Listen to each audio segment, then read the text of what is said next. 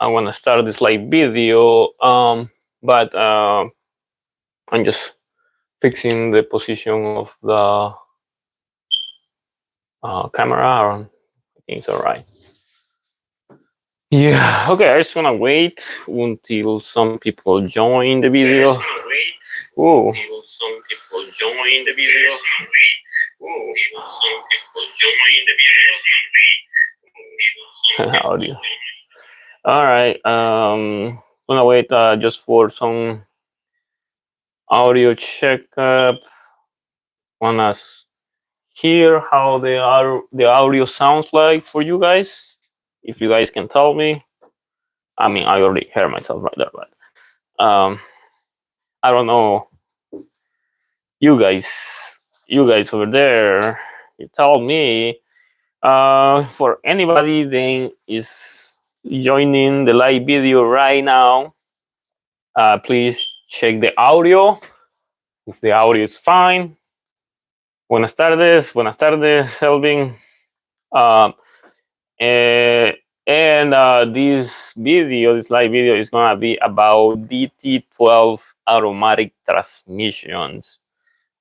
So for anyone that has a DT12 automatic transmissions, you can have any questions, and I mean, maybe I won't have the answer for every question, but I can try to guide you as much as I can with the question. So whenever you guys feel ready to start the video, we are going to start the video. So let me know. Prieto García, buenas tardes, ¿cómo estamos? Yeah, you guys can let me know when to start. Díganme cuándo empezar para empezar a hablar de las transmisiones DT12 automáticas. Muchas personas los conocen como transmisiones mecánica automatizada. Se le conoce de esa manera porque la transmisión sigue siendo una transmisión de cambio regular controlada por movimiento electrónico, electromecánico, se podría decir, y neumático. Ambas cosas, por eso es que son bien complicadas, porque usan casi todo lo que es, ¿cómo se llama? Usado en lo que es la industria del transporte. Así que, you guys let me know when to start. So, I'm just waiting. I'm pretty sure I can start now, but I want you guys to be ready before I start the video. And if you have questions in English, it's fine. Si tienen preguntas en español, también no hay ningún problema. Vamos a buscar la manera de cómo responder las preguntas en inglés y en español.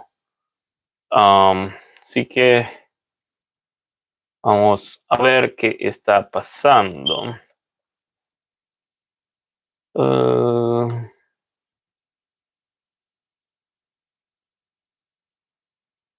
Okay, I mean, I have no feedback for anybody, so I think I can start the video now. Well, I mean, as the video title says, DT12 transmission.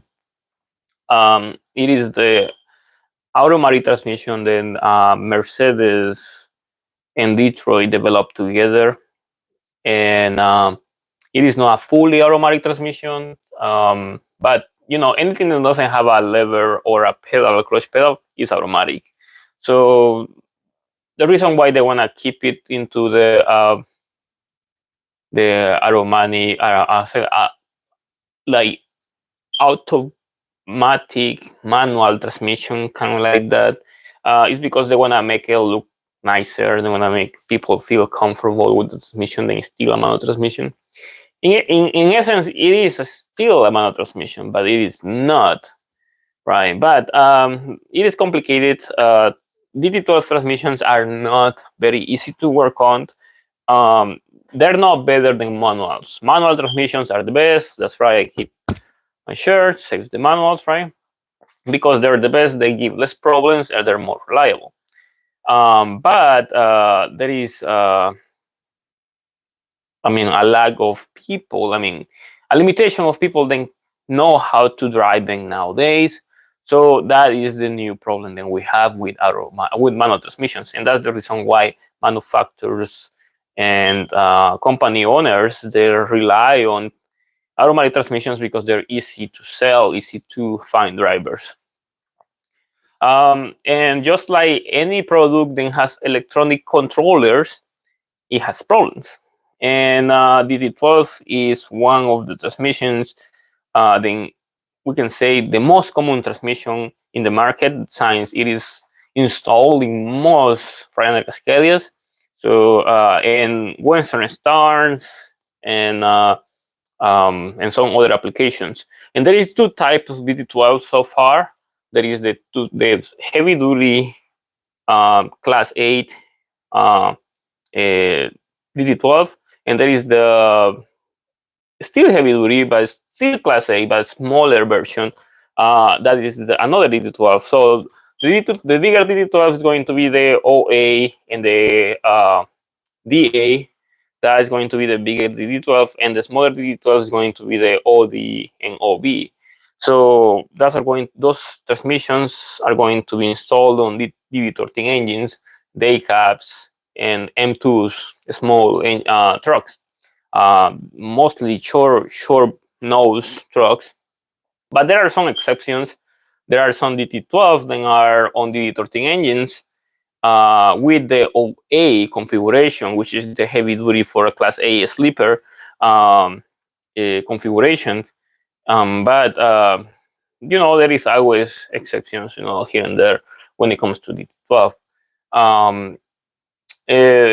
There is too many things to talk about it, but probably I want to start telling you that even though the transmissions, DT12 transmissions are problematic transmissions, they're as well sort of reliable. They're okay. They're not really completely bad. They're not transmissions that as soon as you buy the truck, they're gonna break. They're not exactly like that. And the DT12 generations, at least gotta be like 3-4 generations so far. The first generation was introduced in 2014.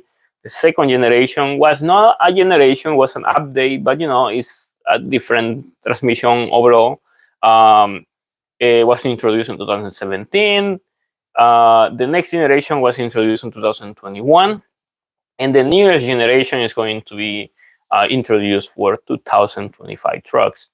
So it is 4 generations so far on DT12, and each transmission has an upgrade in different ways. And the newest upgrade will say is going to be for the 2025 DT12 transmissions, and that is going to be then you are not capable to service the transmission at all. That's the newest upgrade, which is completely bad. The newest version of the DT12, based on what I heard from factory, they're trying to do this transmission not serviceable at all. So if there is a problem with the transmission, you will have to replace the transmission completely, and that is what they're trying to do. But it is, I don't think that is something very smart at some point. I mean, it is smart when it comes to money, right? Because they want to service the transmission. They will want you to sell the transmission completely. So you have to spend $20,000 in a new transmission, and or either you buy a new transmission or a used transmission. So that's the options you're gonna have if you have any problems with your transmission, because supposedly they are not going to sell any repair components, any parts for the DT12. That is what they say, right? I have no idea. It might be different in the reality, so hopefully it's not the way, because that is going to hurt so many on the way. For the moment, I want to answer some questions right here. Let's see. Ahmed, thanks for the videos. Okay, thank you. All right, thank you for the support. José Padilla, say, buenas tardes, mi DT12 le cambié el setting de económico a performance. Tengo 505 horsepower y todavía siento burro. Era de 13 ejes y lo corté era de 2.28 y le puse 2.5. Los, bueno, los camiones con la transmisión DT12 no son tan fuertes, podría decirlo, comparado con otros camiones que he podido experimentar. Pero sí, si le cambiaron el ratio al diferencial, es un ratio más pequeño. Es más rápido. El 2.5, no, el 2.28 es más rápido, el 2.5 es un poquito más lento. La situación es de que si le ponen, no sé qué clase de transmisión tenga, si es overdrive o es la direct drive, eso se identifica por la DT12, la DT12 OA o la DA. Y depende de eso va a ser el ratio que va a ocupar mejor.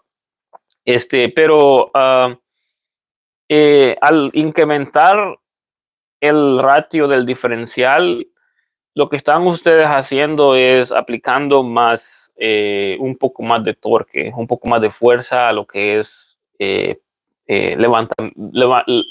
empezar. Pero en desarrollo de fuerza, en desarrollo de camino, de carretera y todo eso, pierde un poco porque los diferenciales 228 son más pequeños. Entonces esta transmisión viene preparada para trabajar con diferenciales más rápidos. Si se le ponen diferenciales más grandes, se va a hacer más lenta.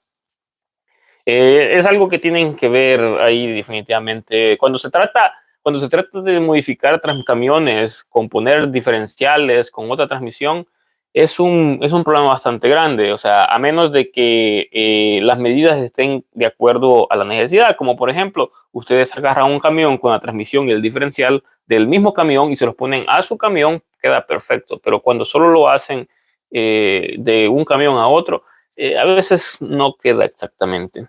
Se requiere un poco de matemática para hacer eso. José Padilla, tendré que cambiar los otros settings. Pueden cambiar los settings en la computadora de todo lo que es los ratios y todo. Ustedes le pueden poner todo lo que es las medidas de la vuelta de cada componente.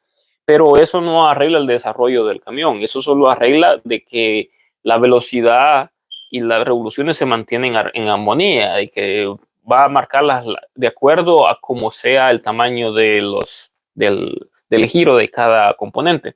Pero eso no va a hacer de que el motor tenga más fuerza, porque el motor tiene la fuerza del motor es una fuerza mecánica, y por eso que las transmisiones DT12 son transmisiones mecánicas, ¿verdad? O sea, son transmisiones mecánicas con componentes electrónicos. Eh, um, entonces, un giro del motor a la transmisión va a depender en qué cambio se encuentre. Si se encuentra en el número 1, posiblemente un giro del motor se va a significar punto 25 de la transmisión. Pero si ustedes están en el cambio 12, un giro del motor se puede significar 1.5 de la transmisión, ¿verdad? A la hora de la salida que sale a lo que es los diferenciales. Entonces, 1.5 de la transmisión, ahora ustedes tienen 2.28 atrás, entonces significa de que necesita 2 vueltas aproximadamente para terminar el giro completo. Entonces vienen ustedes y le ponen 1.5 más 2.28, o sea, 1.5 entre 2.28 queda casi la mitad. Entonces necesita 2 giros de la transmisión en cambio 12 para, para hacer el cambio, para hacer la velocidad. Entonces, si tienen un diferencial más grande, entonces va a hacer mucho más cantidad de giro en la transmisión para que pueda hacer llegar al límite de velocidad, se puede decir. Es bastante complicado cuando se trata de ratios y eso se puede discutir todo el día. Veamos, Ahmed, that's not good engineering to make it easy, not complicated. Well, I mean, Ahmed, that is not that is not something that we can change nowadays. Seems like DT12 transmission is just going to get a little worse by the time. I mean, like maybe it's gonna get reliable. You can say then it's gonna last 600, 700, 1 million miles, but it's not gonna get cheap, right? Because I mean, if it lasts 700,000 miles, and after 700,000 miles, you have to spend $20,000 plus labor and everything, around $25,000 to replace the transmission. It's kind of like the same if you have to repair it every single time, right? I mean, every 500 miles, right? 500,000 miles. So I mean, like it doesn't make any sense. The only difference is that you're getting new components. Of course, manufacturers are looking to get all that contribution, all the money, because they're selling products and they want to make money out of the products.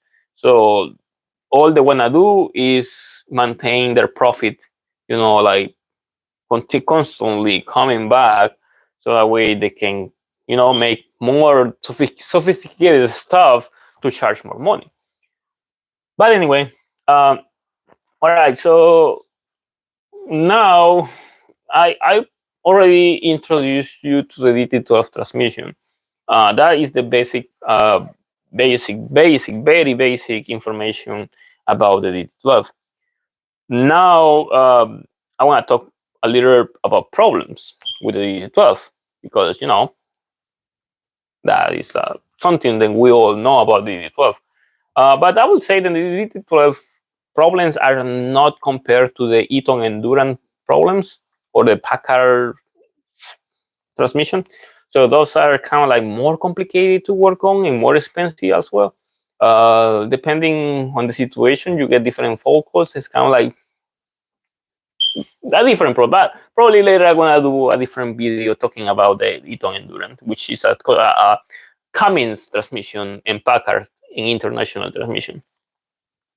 All right, so and by the way, if you have a Freightliner Cascadia 2021, 2022, 2019, and it has a Cummins, it's most likely that you have a Eaton Endurance. For some reason, they come with Eaton Endurance. I don't have no idea why. Don't understand why. I suppose then that is a partnership. They sell the package all together. If you get a Cummins engine, you have to get an Eaton Endurance, and you cannot get a DT12 on a Cummins, or at least that's what I know. Maybe they have changed it. I have no idea. Anyway, okay, the problems with the DT12. There are different problems, and in my channel you can find different videos about DT12 transmissions. I have many different videos on repairing, on problems, on finding problems and stuff like that, which is pretty complicated. And one of the major problems with the DT12 transmissions, I would say, then they're not the same.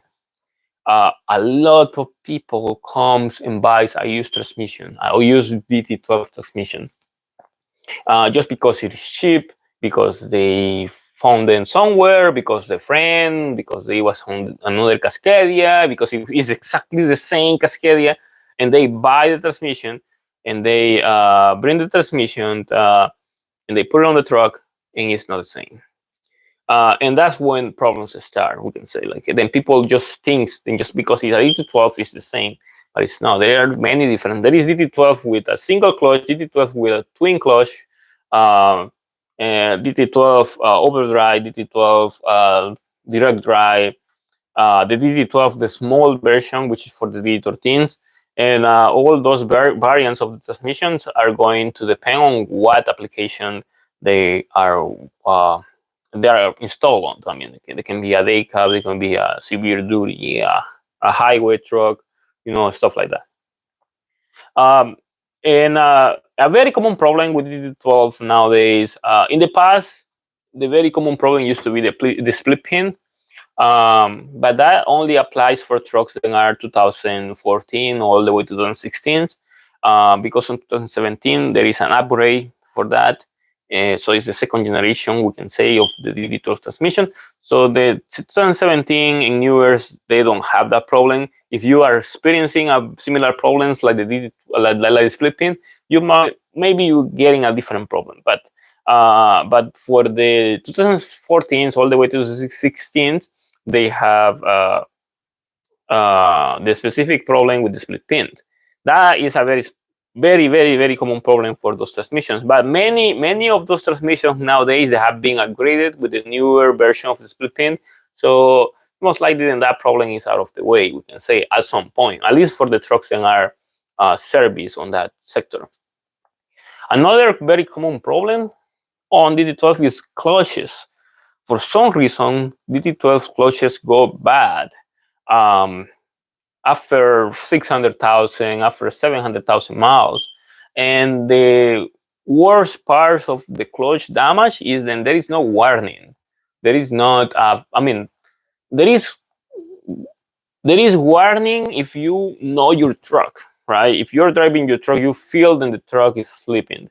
You feel then there is something then is not working fine because you drive your own truck. But if you are a driver, probably you won't notice because you drive one truck and maybe another truck, so it's gonna be kind of complicated. So if for example, if there is a truck, if you start experiencing then the transmission is slipping or maybe like losing grip, especially going uphill, it's most likely then you need the clutch. But there is no a check engine light or anything then appears on the screen telling you that the clutch is below the limit. And that is one of the major problems I have seen with these transmissions. Then there is no, I mean, people will be driving their trucks normally. Probably they fell in the truck sleeping, but because he drives normal on the roads, completely normal. But then when you are getting a heavy load going uphill, just that's when it starts, burning the clutch, sleeping, and all of a sudden they get stuck on the hill because of the transmission the transmission doesn't have any type of rotation because the clutch is not completely applied, and just because it's not having any type of pressure. So that is one of the most common problems. Then are problems, I would say. There is not a way on how to know when the transmission needs to be service, I would say. I mean, the clutch needs to be serviced. Sadly, I don't know why they haven't done that. I mean, because the transmission inside has the clutch actuator, and the clutch actuator has a specific limit, a specific sensor that reads the distance between the application of the clutch and the release of the clutch. And for some reason, they don't have, like a preset number. Then if the clutch goes lower than this number, it needs to be replaced. But also there is, I think another reason why there is no specific number is because whenever you replace the clutch, you are going to do a flywheel resurface, and when you do the flywheel resurface, you remove some of the surface of the flywheel, so the clutch goes a little in. So like if the clutch distance was here, and now after you do the flywheel resurface, it's gonna go a little forward because of the distance between the flywheel and the actuator. So the actuator gotta memorize that travel once again. So this gonna be like a quarter of an inch that needs to go and memorize again, we can say. So, and I think that is the reason why they haven't done that, because it will be kind of hard to know when the clutch needs to be replaced, except if they force you to replace the flywheel and the clutch at the same time. That is gonna be one measurement all the time. So it's gonna be a specific measurement for the clutch when it's gonna be good or bad. So I think that is one of the reasons why they haven't done it. But hopefully they do it. They find a way on how to make it happen. So it will be easier for a lot of people to know when to replace the clutch. And that is the biggest problem. When people don't know when to replace the clutch, they don't feel, because the automatic transmission sometimes it will be working fine, all of a sudden the clutch burns completely. I had a truck one time that came over here. It was driving completely fine, and maybe not completely fine, but it was driving right, and it came all the way, and it parked in front of the yard and tried to reverse inside the yard. It couldn't anymore because the clutch burned completely. So That's what I mean. I mean, and there was no warning. There was no checking light. There is nothing. It's just the clutch didn't work anymore. That's the way these things are. So another common problem with this DT12 transmission, I will say, it is oil leaks. Oil leaks are not very common. I mean, like transmissions, they don't leak, right? They're pretty good on the sealing of the transmission, but the piping that goes to the radiator, the piping that goes to the cooler, is bad. They leak over the time because they have only one seal.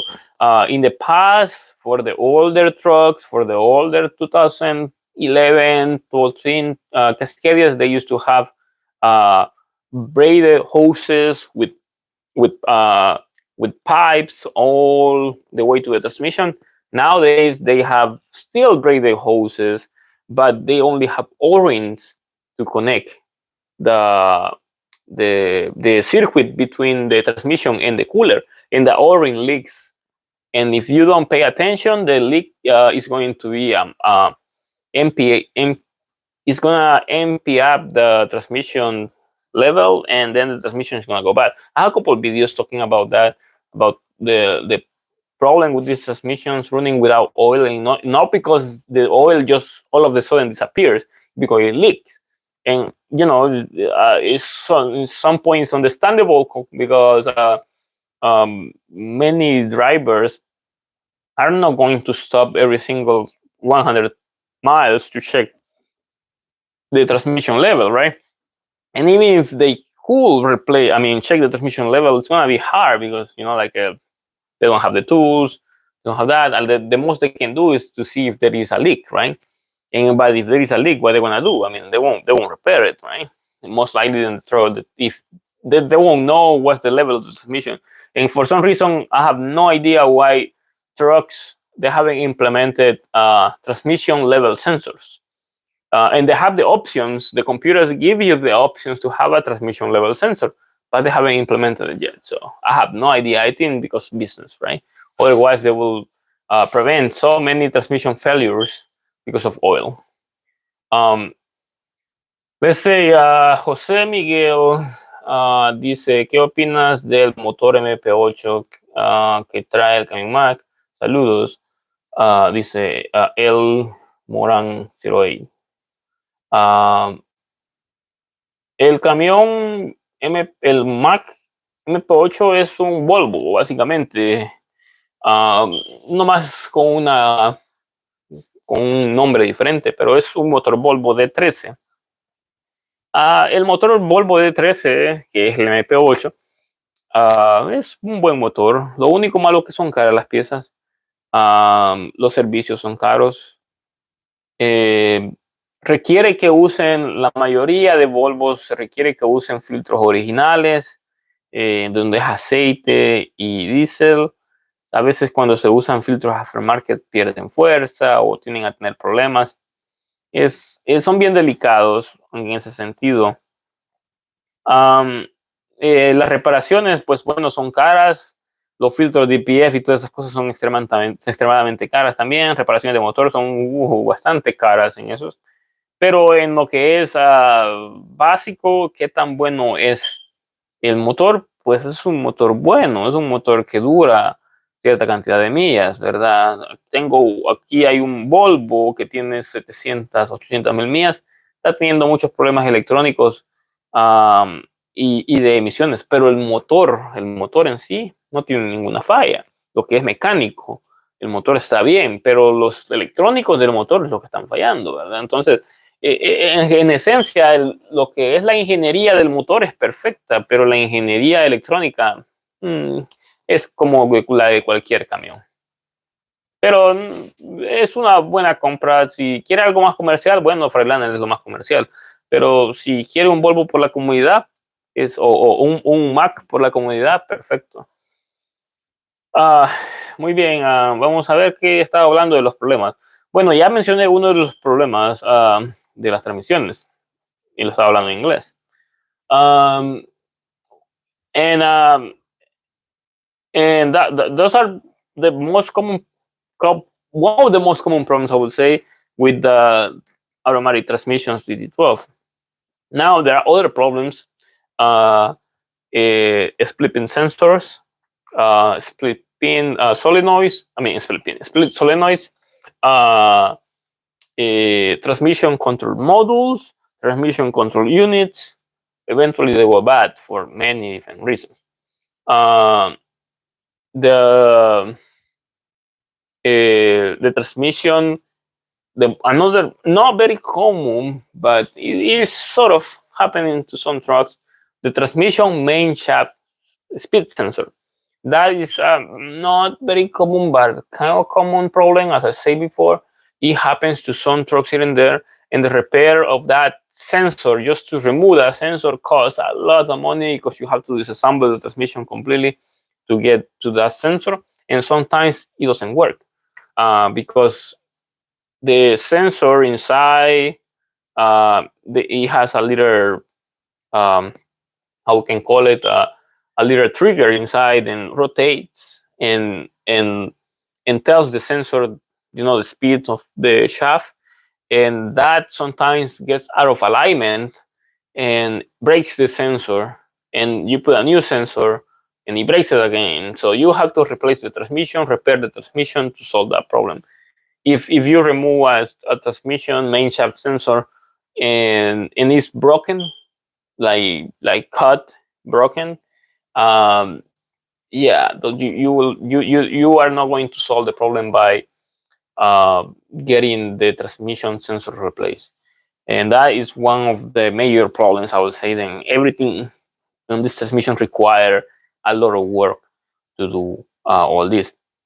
Um, eh, Other than that, I would say other problems that we can find with the DT12 automatic transmission are not very common problems.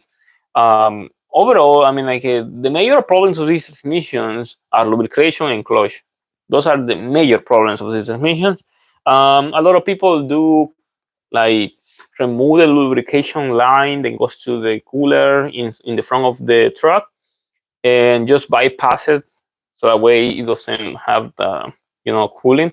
But in many cases they need the cooling, especially if you go like on heavy roads. If you are a local driver, I think that's completely fine. A local truck, that's fine, because the engine, the transmission doesn't get much temperature. But if the truck goes to Colorado, if it goes to Kingman, Arizona, like all those places, then you need to put some pressure on the transmission and the engine to climb the hill.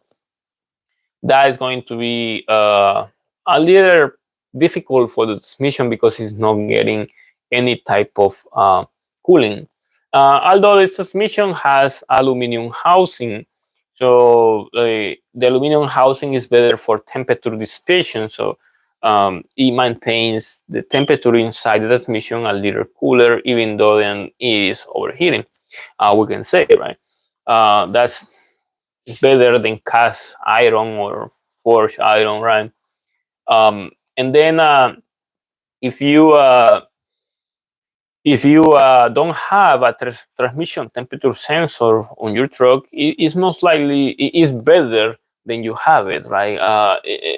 It's like there is a way to program the dashboards on 125s and 126 on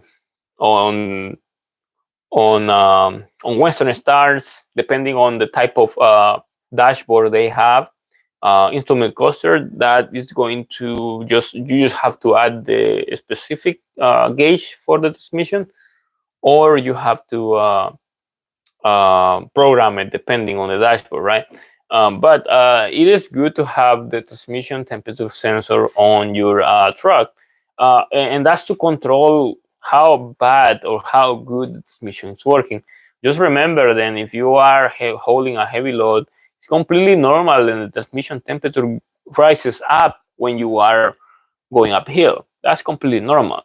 But when you are going downhill or whenever you are on a straight line, it's not normal. Then the temperature goes up, like super up, like over 200, over like maybe 210, depending on how cool the engine is. Because you remember, then most of the time these transmissions are water cooled. So the transmission lines go in front of the truck to the radiator, and the bottom part of the radiator has a cooler, and that cooler gives the ability to the transmission to preheat the faster than just normal with no cooling, and maintain the temperature stable, because there is no air coming to the cooler, so it is just coolant, and the coolant maintains temperature more stable.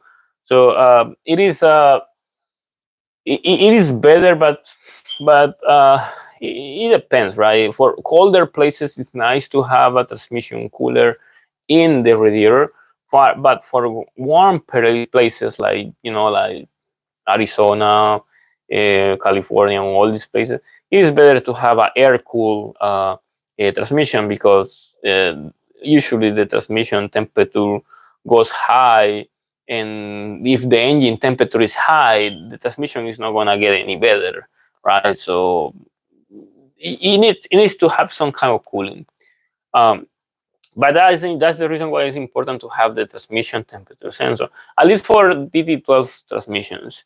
For regular manual transmissions, it's important, but it is not as important with DT12, because with the DT12, you're talking about then you have aluminum casting, aluminum housing, and that is a big problem when the transmission overheats. That the aluminum doesn't resist temperature uh, like the regular metal, the regular steel, and that can cause many different problems. Um, but I would say then out of, we can say, maybe 30, 40 trucks with automatic transmission that I have seen in the past, like maybe 6 months, like 3 months. I don't know. I cannot say how long or how many trucks, but out of all those trucks with automatic transmissions, like at least six of those trucks have come to the shop with automatic transmission problems, and the other trucks some other problems. But some automatic transmission problems are more expensive than others, and some other problems are not very easy to fix. One thing I will tell you then, if you are a mechanic, and or you wanna repair your own transmission, when it comes to automatic transmissions, don't do the job if you don't have the right equipment. Don't do any type of repairs if you don't have it, and it's not because it is very difficult. It is just because if you don't have the right equipment, you might end up with a transmission that is not working after you do it, after you repair it. Even for me, even for a person like me, then I work in transmissions, uh, not all the time, but most of the time. Whenever a truck comes with that problem, I have to research about the problem. I have to find the solution for the problem. Even for me, then I do that constantly. I have problems. I have situations where I have to like scratch my head thinking on how I have to solve this problem, and it's pretty hard. For automatic transmissions are not very friendly, are not mechanic friendly, and I don't think someone can have fun uh, fixing automatic transmissions. I don't think so. They're very complicated. Um, but of course, right, the more you work on these transmissions, the more experience you have. But even though then sometimes the transmission has it is the same transmission, the problems could be different, even though they have the same problem. Because I will give you this, right? Okay, the 2016 transmission, digital transmission, has the problem with the split pin, right? And what it does is then the gear that you put the truck is on neutral, and you try to put the gear on, and the transmission just keeps on going back and forth, going back and forth, and there is no um, gear number on the gauge that identify the gear, right? It is just back and forth, back and forth. So okay, cool, right? You say, okay, I want to replace the transmission split. You drop the transmission, and to replace the split is most likely then you have to remove the transmission from the truck completely. You have to get it out, and maybe you are capable to do it, but you have to lift the truck high enough where you can, like service the area. But anyway, you drop the transmission, you remove the split pin, and you're like, oh yeah, the split pin is bad. You put a new one, put it all together, put the truck on the transmission. Put the transmission on the truck, and then start the truck, and it does the same thing. Like, put the gear on, then boom, boom, boom, boom, boom, boom. It does the same thing. So situations like that have happened to me, right? And we're talking about a common problem. It is not a common problem. It's a special problem now. So of course, like, okay, now what it can be, right? So it happens, every time. So a similar problem like that can happen because of the counter shaft brake, right? The counter shaft brake can give you the same problem, something similar to that. And it might let you think then is split pin, but because the counter shaft brake is a piece that nobody replace, right? Like nobody like or they like to replace or nobody recommends to replace it except for the dealer, right? The dealer is going to replace the clutch, flywheel, and the counter shaft brake, because the counter shaft brake is kind of like the brake clutch on manual transmissions. But the activation of the counter shaft brake is part of the clutch application. So whenever the clutch applies to release the movement between the engine and the transmission, the counter shaft brake works immediately at the same time. And what it does is like stop or reduce, depending on what is the purpose of the activation, stop or reduce the movement of the transmission. It will reduce the movement of the transmission if you are going between gears, or it will stop it if you are completely parked and you are going to apply first, second, fourth, or fifth gear. And that's another thing I want to talk about: the gears, the starting gears on the DT12. But anyway, I'll do it on a bit. So that kind of sharp brake, if it doesn't stop, because it is a pack of like 8 clutches in 8 plates or something, or 4. I don't remember exactly how many are, but it's a bunch. It's a little package like this with plates and clutches. So when it is air actuated, so when the air goes inside the counter shaft brake, it will pressurize those plates and it will stop the movement of the counter shaft, and the counter shaft will stop as consequence the movement of the main shaft, and that's when you can apply gears. Or when you're driving, the clutch, in this case the automatic transmissions, they don't leave the clutch alone completely, like manual transmissions, you float gears, right? And you don't have to even touch the clutch. Like if you are a very, very good driver, you don't even touch the clutch when you are moving. You just do it to take off, right? From 0 to 1 miles per hour, right? But automatic transmissions, they're completely opposite, right? Automatic transmissions, they use the clutch almost 90% of the time for almost any gear.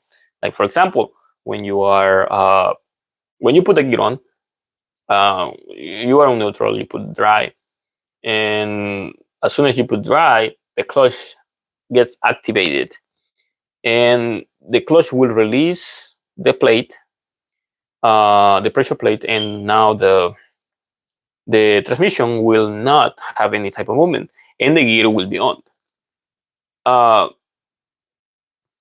The clutch will stay like that, like until you put it back to neutral, or if you have the parking brake out, the yellow brake out, it will go back to neutral by itself.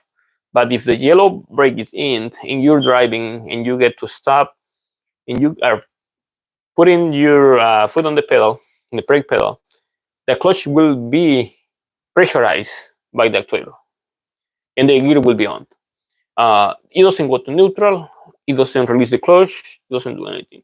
So it's like you driving a manual transmission, keeping your foot on the clutch like that all the time. Now you drive, and once you start doing gear shifting, the clutch will do double clutching. On manual transmission, is called like that, double clutching. It will do double clutching to the clutch with the automatic transmission. So it will kind of like semi apply the clutch to compensate or synchronize the movement of the engine and the transmission, and it will uh, align the synchronizers, and it will get the gear on. And the point of that is to reduce the maximum wear of the transmission. It is a good thing, but also it's a bad thing because the clutch suffer greater wear because is in constant use. So you get the second gear, third gear, and it continuously going like that all the way to 12, right? Now, when you're going downhill, it does the same thing. The difference with downhill or downshifting is then the transmission will not only control the clutch, will control the engine too. It will increase the engine speed. It will use the jailbreak as a stopper for the engine or as a reduce to decrease the RPMs the fastest possible, so they can the transmission can like synchronize the gear on. So the automatic transmissions are very complicated. They're not just transmissions like little cars and you put it on D and it goes and that's it. There's no other type of aid needed for the transmission. For the transmission, for heavy duty transmissions, you need the engine, you need the clutch, you need transmission, and electronics, right? And air also there. So that's the reason why they're very expensive, right? Because it is a lot of engineering on those transmissions, and also there is so many components on these transmissions that work as one piece to do the whole movement. Now, let's see, vamos a contestar una pregunta. José Quevedo, buenas tardes. Francisco, ¿se puede cambiar una traja automática a una manual de 10 cambios en un Freightliner Cascada de 2018 y que funcione el freno de motor la misma palanca? Bueno, sí es posible. Es posible de que se pueda, bueno, sí es posible que se haga todo el proceso de hacer el cambio de transmisión manual automática y la palanca del jailbreak es la misma para las transmisiones que no traen transmisiones automáticas, traen la palanca del jailbreak en la misma ubicación, en el mismo lado, solo de que no traen la palanca para los cambios, ¿verdad? Pero es la misma. Entonces, lo único que se tiene que programar, eso es lo que se debe de hacer. Ustedes tienen que buscar el programa para hacer esa transmisión manual. Sí se puede, una vez tengan la programación adecuada, la transmisión y los diferenciales adecuados, y les va a quedar trabajando perfectamente. No les pongan cualquier diferencial, no les pongan cualquier transmisión. Busquen las adecuadas para que el camión quede con fuerza y velocidad. De lo contrario, solo va a tener velocidad o solo va a tener fuerza. Pero sí se puede, es posible. Y es un poco caro. Eso sí lo puedo garantizar. Y tiempo, mucho tiempo. Ok. José Miguel, muchas gracias por la información. Ya compré un Mac, bendiciones. Bueno, ahí está. Muy bien por los Macs. All right. Now I want to talk about another thing, another problem, and it's not a problem, but another situation, I would say, with automatic DT12, and that is the starting gear. Um, I don't know if you drive an automatic transmission. Sometimes you are on a full stop, like completely. You start your truck, everything, and you apply the yellow brake, apply the foot brake, so you can apply the gear. You put it on D, and the truck starts by default on number 5, the fifth gear, and I mean, like, that's not really nice, right? Because when you are on fifth gear, the truck will struggle to start moving because you are on a very high gear. That specific situation happens to almost every single truck. You put it on gear, and it starts on 5 or starts on 4. It happens to Volvos. It happens to uh, pilots, Kangors with endurance, and that is fuel economy, right? That's what they're doing. That's what they're thinking. The manufacturers are thinking about fuel economy versus reliability or durability. So they're just like, oh yeah, if we make the truck start on fifth, it's gonna start moving faster. That means the engine will rev less because every time you have to go through gears, the engine has to go high, low, high, low, high, low, and that increases the fuel consumption. So manufacturers design, not design, but preset the computer on a learning mode, and the learning mode is like the transmission is gonna start from the gear, then gives the best fuel economy. That is bad for the transmission. That is bad for your engine, and it's bad for your clutch. And there is a way to fix that problem, but computer programming, right? And that's pretty much it, because that is a setting. Then you need to reprogram, so that way the truck starts on number 1 or number 2 as maximum. I personally prefer the truck to start on number 1 on first gear.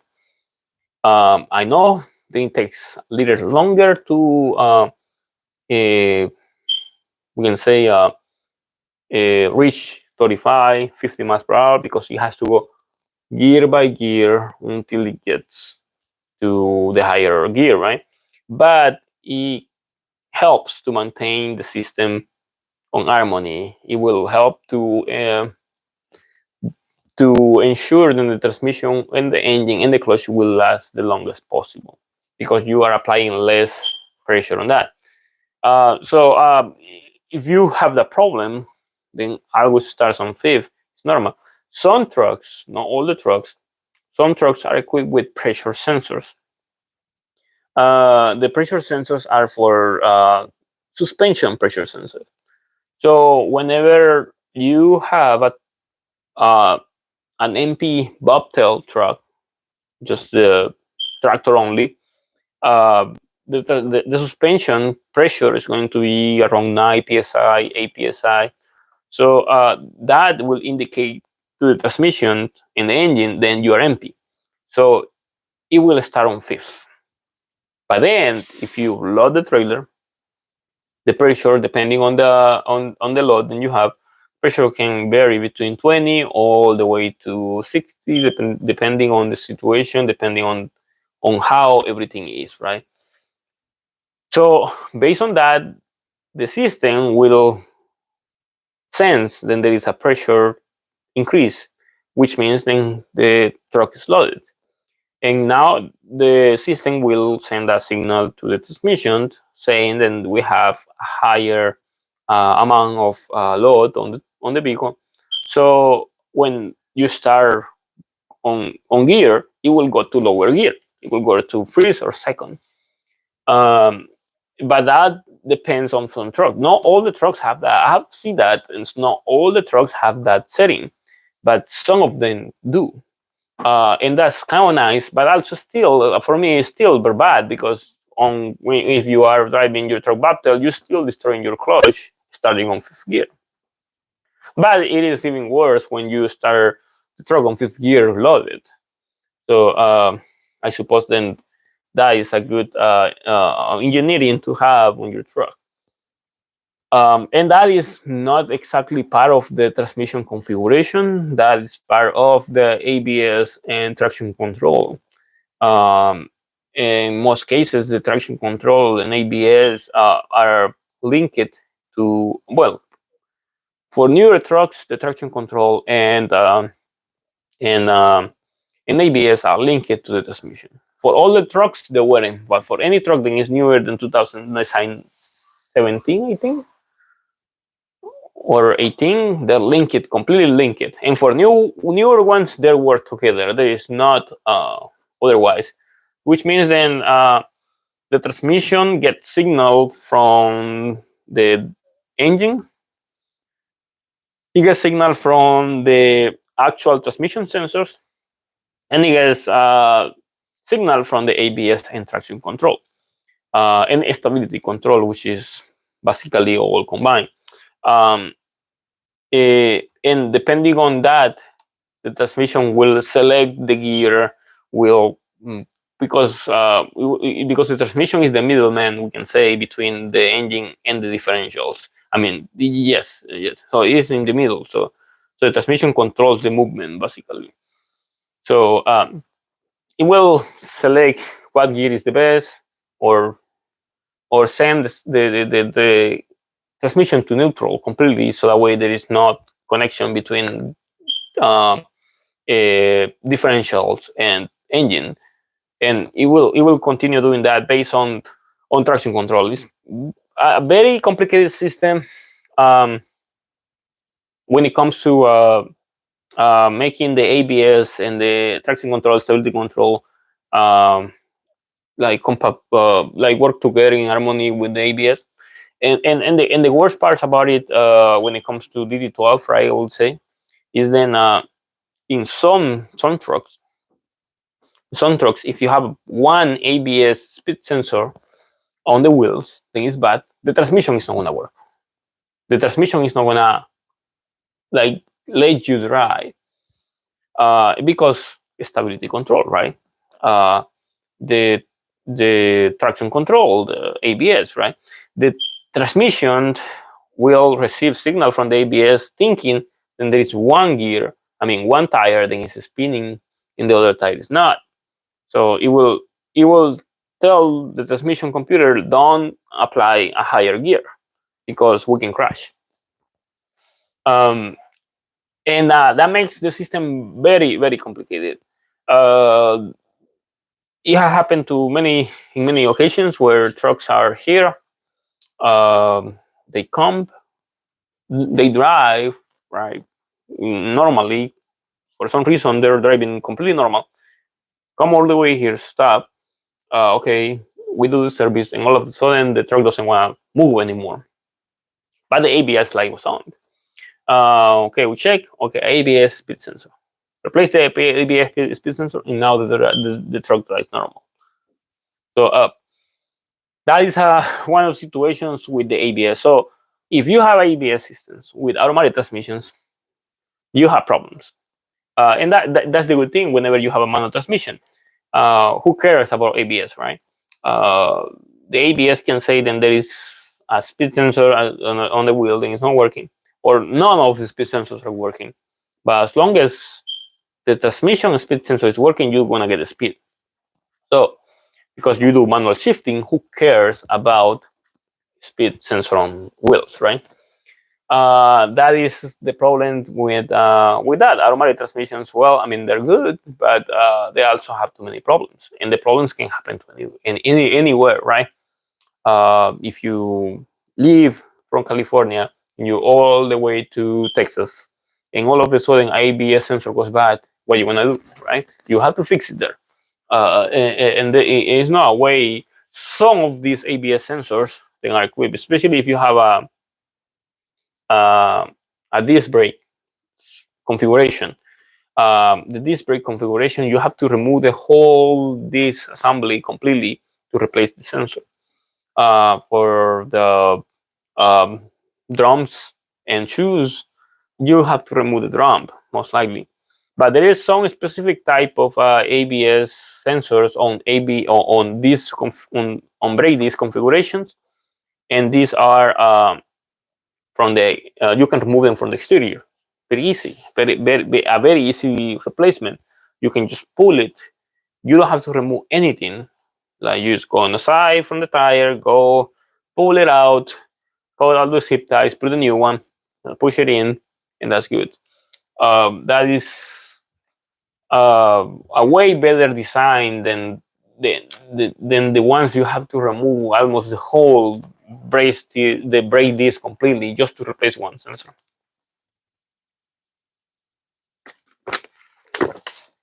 And the problem is that for the ones that you have to remove the whole disc completely, is then they're captured. They're kind of like in a closed atmosphere. So the disc brake goes on top, and the sensor goes inside because the plate, the teeth plate, then goes inside is the one that reads it. So they capture all the heat of the brakes because they're below the brake disc. So that specific type, the ABS speed sensor wheel goes on the hub, and that is very, we can say, a hot area, because whenever you're pressing the brake, the temperature gets trapped in there. So that causes so much heat, and all of a sudden, you're gonna be like driving normally, and all of a sudden you get a brake ABS problem. And I mean, why? I mean, like, just because of the heat, and all of a sudden we have a code like, hey, you know what? We have an ABS problem. Then we go check the ABS sensor, and the sensor is completely burned, or completely destroyed, and just because of that, because of temperature inside the area. So that's kind of complicated, but of course that's I'm getting a little more to the ABS section right now, but it is the transmission DT12 is linked to the ABS, but it's not like the ABS system. So that's maybe something I should mention right now. So the ABS system is an unknown system separate, then is meant to work together with the transmission simply because of traction control issues. Because it's an automatic transmission, right? You don't have control. Like you personally, you have control of the gears? You can do high, low if you want to, but that's pretty much it. But if the computer, even though then you can do a manual shifting on the transmission, if the computer determines then that shift is not going to be a good one, it's going to cancel it, no matter how many times you're trying to do it. And that's the problem. I mean, like, what's the point to have a manual shifting when you cannot even do it manual, right? Well, I mean, like, well, let me answer this question right now. It's like, Pack Gear, ¿has borrado los códigos del SCR Closed Loop y el DF Inducement? ¿Cómo se hace? ¿Cómo haces? Y este es un problema de faculty. Ok, mira, Pack Gear, el problema del SCR Closed Loop y el DF Inducement Lamp, ese problema es un problema bastante grande. Pero generalmente cuando te dan esos códigos, el SCR Closed Loop, el inducement, el código de inducement es un código de derate, de protección. El código de inducement solo se va a quitar cuando el sistema determine de que está todo bien. Pero el código del SCR Closed Loop es un código de falla, de una falla física, una falla mecánica, algo que está pasando en el sistema. Entonces, por el Closed Loop es que el DF Inducement está activo. Pero hay otra falla, ahí hay otra falla que está causando el SCR Closed Loop. O sea, de que podemos decir que son 3 fallas diferentes que se reducen a un solo problema. La primera falla, que sería la falla principal que está causando el SCR Closed Loop, es lo que se tiene que reparar. En muchos casos, cuando el SCR Closed Loop aparece, hay una cantidad de problemas que sería que la reducción de emisiones está muy baja, o sea que el porcentaje, digamos, el porcentaje de un camión convencional en buena condición debe de estar por mínimo a 47, 48, 50, por mínimo. Generalmente, por medio de los años varía. Por camiones más nuevos, el porcentaje de reducción de emisiones es un poquito más alto, pero varía de acuerdo a cómo está programado. Pero 50%, digamos que ese es el número de ese. No sé qué año es, pero posiblemente ese sería el año para el porcentaje para ese. 50% de reducción de emisiones. Pero si la reducción de emisiones no pasa de 40%, se mantiene en 40% todo el tiempo, entonces ahí está el problema. Por eso tienes un closed loop.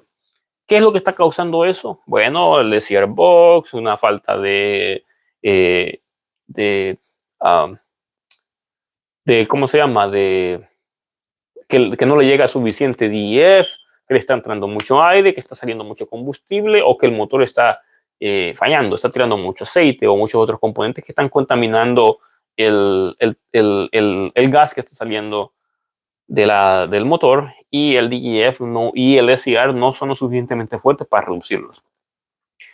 También puedes tener problemas con la bomba del DEF, que la bomba del DEF no está levantando la presión adecuada o no está trabajando de la manera adecuada. Puedes tener problemas con las temperaturas del SCR, que la temperatura se está viniendo muy alta de alguna manera, y sigue ahí.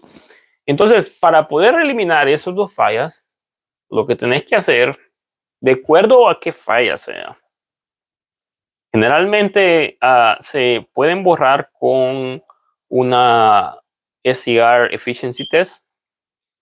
El SCR Efficiency Test toma como 3 horas para completarse, y cuando termina, en el texto, en la cápsula de texto, debe decir pass. Cuando dice pass, esos códigos se borran. Pero si termina y dice fail, hay algún problema. Lo malo es que se tiene que buscar físicamente, la computadora no lo dice, a menos que haya un código de falla que diga, ¿sabes qué? La bomba del DEF no sirve, ¿sabes qué? El sensor tal no sirve. Pero bastante complicado. Podemos hablar todo eso todo el día de cómo poder identificar los problemas de lo que es el SCR, pero en este caso estamos hablando de las transmisiones de DT12. Con esto posiblemente te ha ayudado y espero que te sirva. DAL C22, Volvo I-Shift. Good. Yeah, that's good. The I-Shift basically is the transmission for Volvos. That's a very common transmission. It's pretty reliable, I would say. A common problem with transmission is then the e-brakes, the actuator brakes, and all of a sudden, the movement of the truck is completely stopped. So you cannot even move the truck at all. And it can happen at any moment, at any time, and no warning at all. So you're stuck. It gets stuck on gear. And there is no way to get it removed from gear because the clutch is stuck and the gear is stuck. So you have to do the transmission with a new actuator, new clutch, probably if it's needed. Put it back, fill the tanks with air, and it will fix the problem. But for that, probably you will be spending around like $5,000-$7,000 or maybe more just for that, because you're gonna be pulling the tow truck and all that. That's very expensive. But I mean, but it's good. I mean, I can't say. I'm just saying one common problem that came to my mind right now. But yeah, that's something that you can use. I mean, for many different reasons. The Volvo I-Shift, yeah, it's reliable at some point. No, not really bad. But anyway, I mean, like with DT12 transmissions, it's a never-ending problem, I would say, right? DT12 transmissions, they're not going to get any better. But hopefully they don't do that what they actually planning to do, or at least they're trying to do, and that is making the transmission not serviceable at all. So making the transmission to be one-time use. As soon as the transmission breaks, you discard the transmission. Hopefully they don't do that, and I hope they don't, because it's a very expensive repair, right? I mean, transmissions are very expensive, and if you have to replace the transmission every time something goes bad, I don't think that will be some kind of business, right? Especially for you guys. For the manufacturer, yes, because every time they won't have to have a new transmission, so there will be sealing transmissions left and right. Overall, I would say then I think manual transmissions are better when it comes to being reliable and being more efficient, I would say, to make the work. I mean, and everything. But they're not comfortable, right? And that's the reason why automatic transmissions are better, right? Because they're comfortable. For a lot of people cannot drive manuals because they have some kind of like problem with their body, maybe knees, maybe a leg, maybe they don't have, the strength in their hands, that, or they cannot do it, because they have some kind of problem. So that's when automatic transmissions come to play, right? Automatic transmissions, as long as you have what you are capable. I mean, if you as long as you can control the wheel and the pedals, you're fine.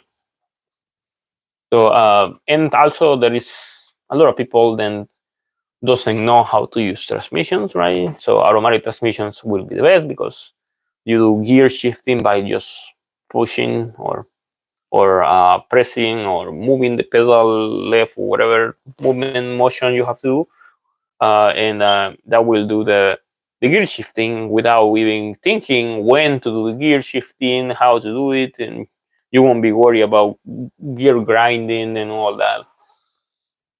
Uh, so overall, I mean, like each transmission has their own, right? But when it comes to DT12, yeah, it's a transmission I would recommend. I would say it is not extremely bad. I mean, it is not perfect. Uh, no, it is not at all. But also, it is not like a transmission that breaks every single 100,000 miles, right? No, I mean, like uh,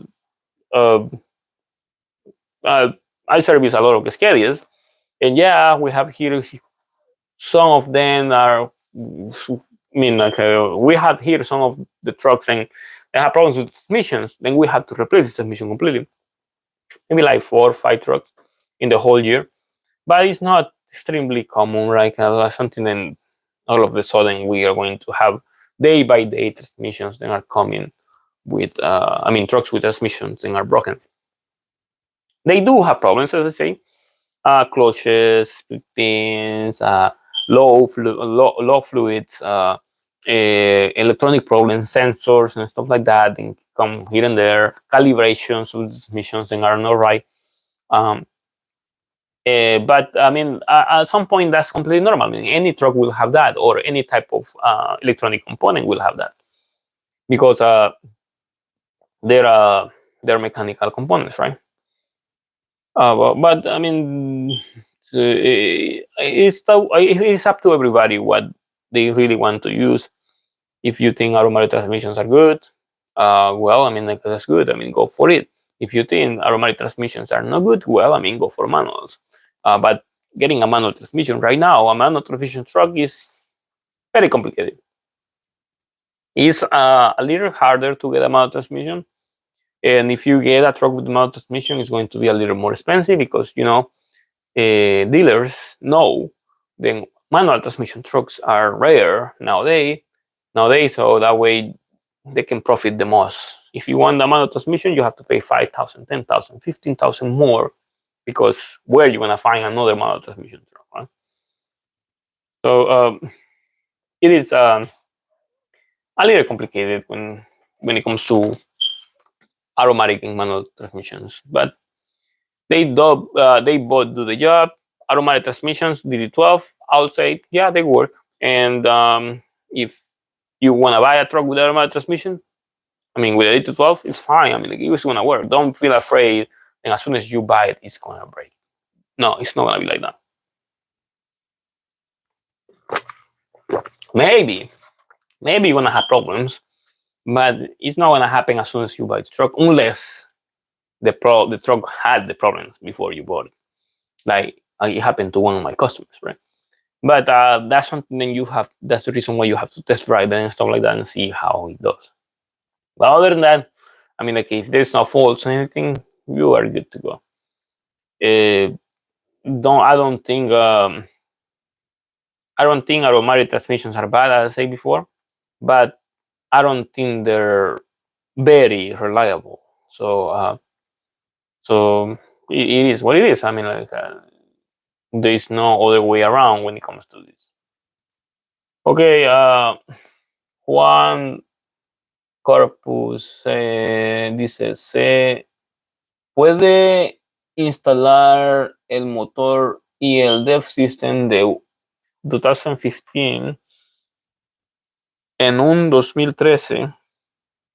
¿Cuál es la mejor opción? ¿Cambiar todo y dejar el sistema del dev viejo? Tengo el sistema del 2015. Bueno, es que el camión 2013 y el 2015 tienen un sistema completamente diferente. No solo simplemente de motor, de dev, de electrónicos y todo lo de adentro. No son compatibles unos a los otros. Es el mismo motor de D15, pero no es exactamente el mismo motor. El motor se puede cambiar de un 2015 al 2013 sin ningún problema, pero el sistema del dev no se puede cambiar. Bueno, es lo mismo de D13 también. Es básicamente igual. Oh, no. Vamos. Si es un DD13. El DD13 cambia un poco. La primera generación de D13 es en el 2011. En el 2015 cambió. No, básicamente es el mismo problema. So, el DD13 del 2013 usa el CPC 2, la computadora 2.2 de emisiones y de motor. Y el DD13 2015 usa el CPC 4 y la computadora 2.1 de motor y emisiones. No son compatibles unas a las otras. El housing de la computadora son las mismas, exactamente los mismos, pero no son iguales. La transmisión, el sistema no es el mismo, el cableado, el wiring para lo que es la transmisión, para la transmisión, para lo que es el motor y la caja de emisiones es diferente, usan diferentes sistemas. Lo pueden poner todo junto, y pueden poner la llave y va a prender, porque va a prender las luces y todo, pero va a dar fallas. Porque es un sistema diferente. Por ejemplo, si se puede poner el motor del 2015 en el 2013, sí se puede, pero se tiene que usar la computadora del 2013. No se puede usar la computadora del 2015, porque entonces no va a trabajar. Y en las emisiones,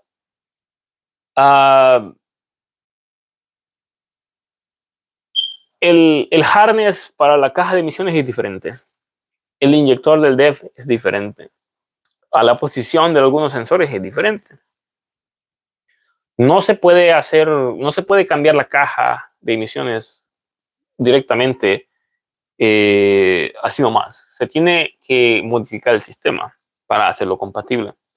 Y eso no es solo simplemente algo fácil de quitar y poner. No creo que sería algo tan fácil o tan conveniente, podría decirlo. Si solo es el motor, perfecto, pero si quieren hacerlo del sistema de emisiones, no va a ser tan amigable ese trabajo. Van a requerir hacer muchas cosas. Sí se puede hacer trabajar, pero hay que programar muchas cosas. Y muchas de las programaciones que hay que hacer no son compatibles. Se tienen que hacer, mandar a hacer, básicamente, porque el sistema no trabaja de la misma manera. El sistema de emisiones, por ejemplo, de un 2013, trabaja informe a aire, con aire, bomba de DEF, inyector de DEF y todo eso. Y el sistema de un 2015 trabaja electrónico, con override, sistemas electrónicos. Entonces, esa situación electrónica en la computadora cambia. Entonces, esa programación, ese hardware y el software de la computadora es completamente diferente. Pero bueno, espero que eso le haya servido acerca de lo que es esa modificación que se quiere hacer. Vamos a ver una pregunta más. Dice Dal22. Francisco, tell us a little about the background. How did you get into the business, and how long you have been into it? Well, uh, we can talk about it for a long time, but I mean, like, it's getting late and we have to go with my wife somewhere. So I want to give you a little thing about it. I mean, I hear you, and I want to tell you what you want to hear, at least for a moment. Well, I mean, like, I started to work on trucks. Well, I mean, in general, to being a mechanic since I was 14 years old.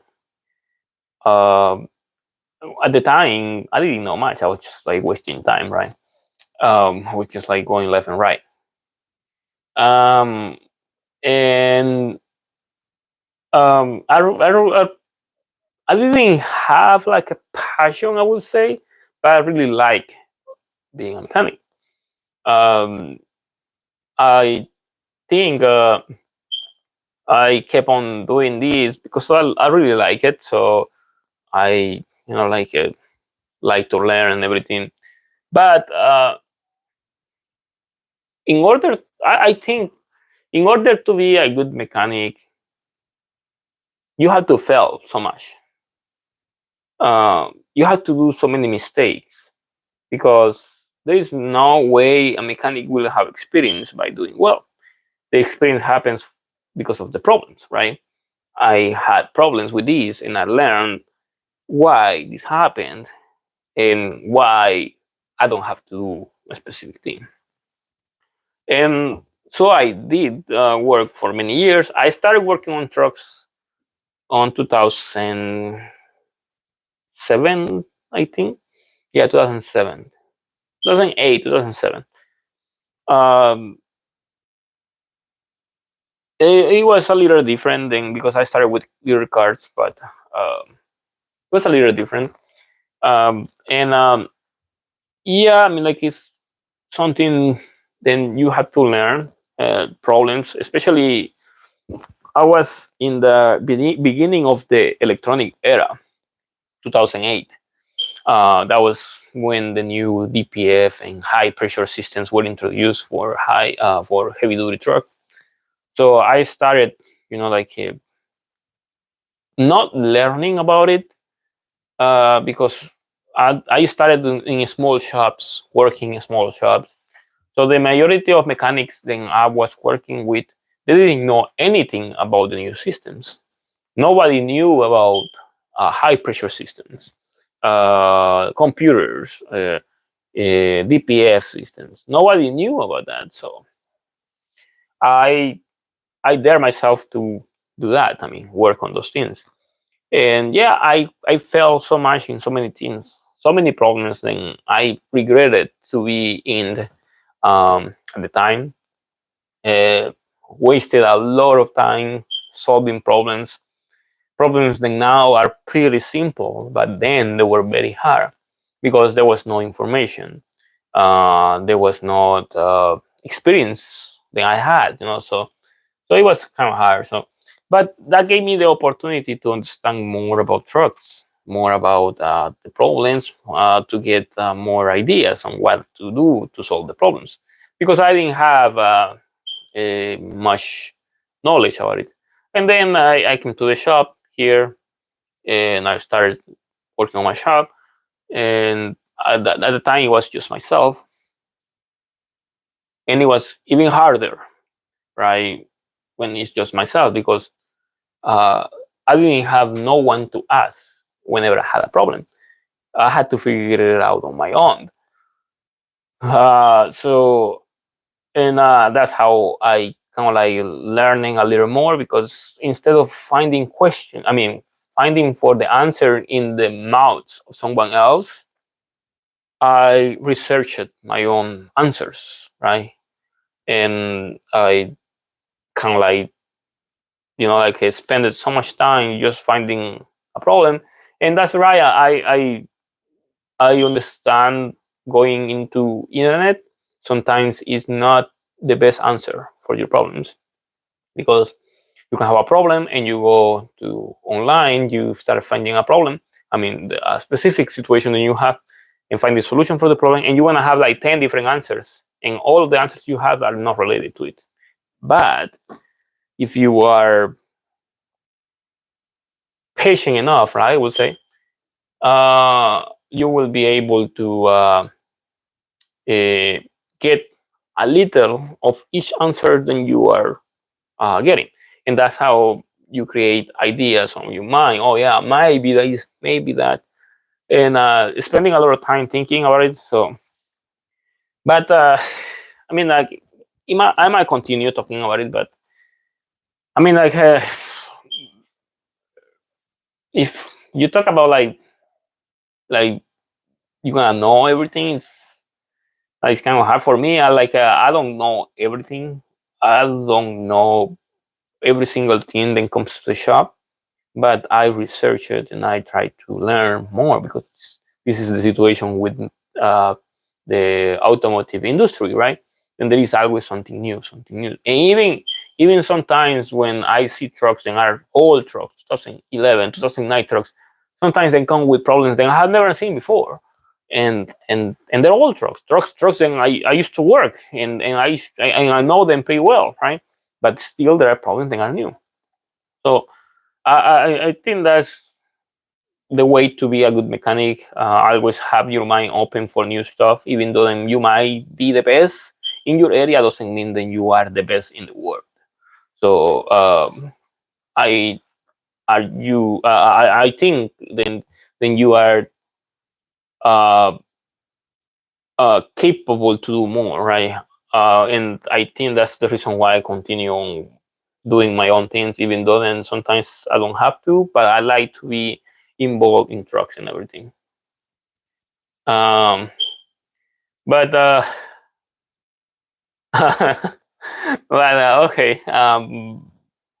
See, as my wife saying, like, I thought you were gonna be brief.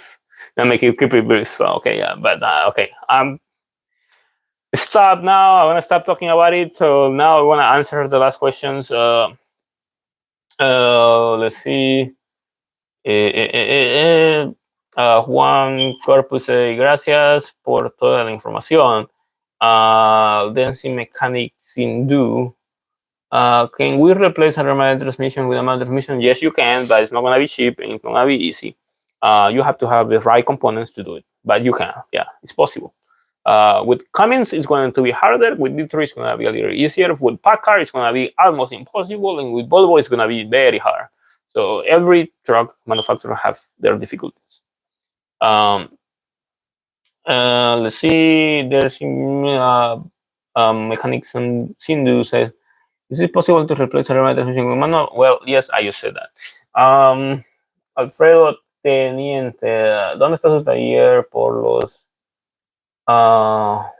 mecánicos que he ido? Son puros argentinos y quitan partes. Así es que la neta estoy hasta te vengo siguiendo desde hace tiempo. Estoy aquí en Fontana. En Google, váyase a Google, ponga mi nombre, Francisco Maya, y le va a salir aquí en Fontana. La dirección es 8215 Beach Avenue, Fontana, si quieren venir. Pero bien, yo tengo que irme. Ya es hora de despedirme de todos ustedes. Espero que este video les haya gustado. Este es el penúltimo video del año y es el último que pudieron elegir. El siguiente es simplemente el final del año. El video del fin del año, que sería diciembre. Así que para el otro mes tenemos otro video en vivo y terminamos. Si tienen alguna sugerencia de un video en vivo, comenten en este video qué video en vivo les gustaría, o simplemente cuando yo haga mis ¿cómo se llaman esos? Las encuestas de qué video quieren ver, pueden votar por el que más les parezca. Espero que les haya gustado y me despido de ustedes. So I say bye to all of you, and for anybody then celebrate Thanksgiving, which is all of us in USA, but for anybody that is outside, well, maybe not, but happy Thanksgiving for anybody. Probably some of you might be in vacation and some of you might be working. I'm working here, so well, I mean, I was working, so I'm leaving now. Well, see you later. This is the last video of December. I mean, of the last video before, right? December is gonna be last video. So, do you have any suggestion for videos? You can comment below. The next video is just gonna be a end of the year video. So, all right. See you later, and I hope you like the video. And thank you for watching. Hope we can solve more problems with my videos, and hopefully I can give you more information in the future. And as I said before, if you wanna come to the shop, I am here. Just Google me, Francisco Maya YouTube, and Francisco Maya. Just put Francisco Maya. You're gonna find me here. I have ways on how to find me, or the description of the video. I have details there, the address, the channel, Instagram. All right. See you later. Just let me cancel this. So I have to go to the phone. Okay. Yes.